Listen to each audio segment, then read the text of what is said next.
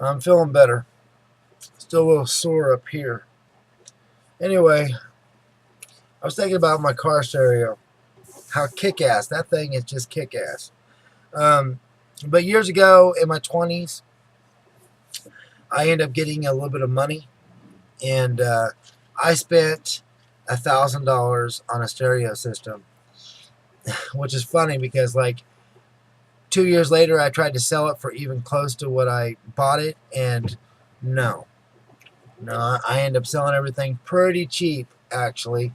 But I did notice one thing. I started worrying about somebody, breaking in my car and stealing the stereo.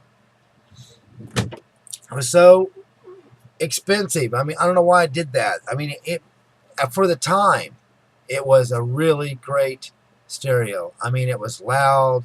The windows vibrated.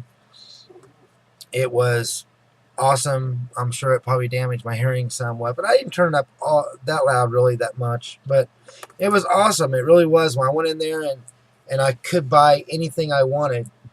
But when I left and went back out to the car, my mom goes like, "Well, how much money did you spend?" And I said, "I spent $1,000 on it." And they're going like, "Oh my God." But oh well, I was just gonna do it just that one time. But anyway, I bought the amp, and the amp was like big. I ended up having to unscrew my seat, slide the amp underneath there, and then bolt it back down. And nobody was gonna steal that amp. I mean, it was trapped. But it's so weird that the stereos now blow it away. And you can buy amps that are like little things like that. I mean, just little things, and they were more powerful than mine. I can't even remember how much the watts because it's so long ago. But for its time, that's what it was. It seemed like everything was big back then. My very first camcorder cost me $800, and it's set up on my shoulder. And every time I use it, I kept thinking to myself as like a news reporter. And now they make, later on, I end up years later, I bought a camcorder. It was only about this big, and it was $400, which now you can even get them for like $200.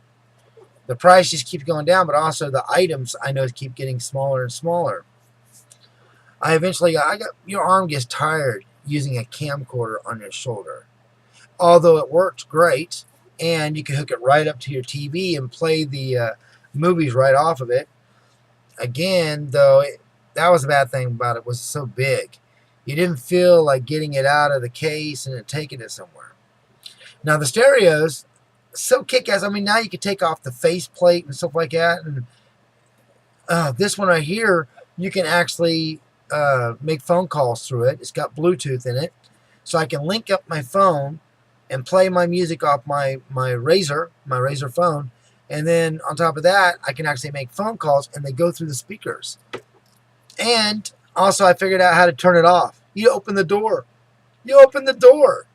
It just happened to, after giving up, sitting there playing with all the buttons, I eventually said, well, that's weird. I'm going to go get the manual and see how you turn this thing off. And I opened the door, and it went off. Isn't that awesome? So you can take the key out and sit in there as long as you want, and it still runs, but the moment you open the door, it turns off. That is kick-off. Kick-ass. Sorry, kick-ass. Anyway, another thing, about the car. I didn't know this, but like, let's say you leave your keys in there. It won't lock the door, the driver's side. That is awesome because I have locked myself in my cars in the past a couple of times. One time I had to call a cop. The other times I had a spare key, just ended up getting that. But, one time I was in Topeka, actually. We had to call a police officer and come and open the door because I left the keys in there. That's stupid of me. But the point is, the new car, it won't lock. Isn't that awesome? Even if you've locked it manually and then shut it, it's going to unlock because you left the key in there. Also, if you leave your lights on, which has happened to me, and run my battery down, it also will shut. It will shut down after like 15 minutes. That is pretty cool. I mean, these cars have such features that are really awesome, but then at the same time, they can go out and then they're costly to fix. So you get this luxury of stuff that protects your car, but it also costs a lot of money to replace those pieces if they go out. So, I mean, hell, the ashtray was $171. I couldn't find it any cheaper than that. That is just weird. I mean, well, it can. Salvage yard. Yeah, salvage yard. But anyway, stereos, it's so awesome. It's just the features. It just blows away everything I've had in the past. And I'm happy with it. Oh, also, when you saw in the video where I was trying to figure out the colors, you have all these different colors. There's like 100 different combinations of colors. When the phone rings, and it goes through the stereo, you can pick a color for that. You can pick a color for your contacts in your phone book, because it actually will show the people that are in your contacts on the screen on the stereo. But then the main lights, you can change them to anything you want. You can have the middle color different than the outer color. I've never had anything like that. So if you get tired of the color, 6 months from now, I can just switch it, push the buttons, and now it's red instead of blue.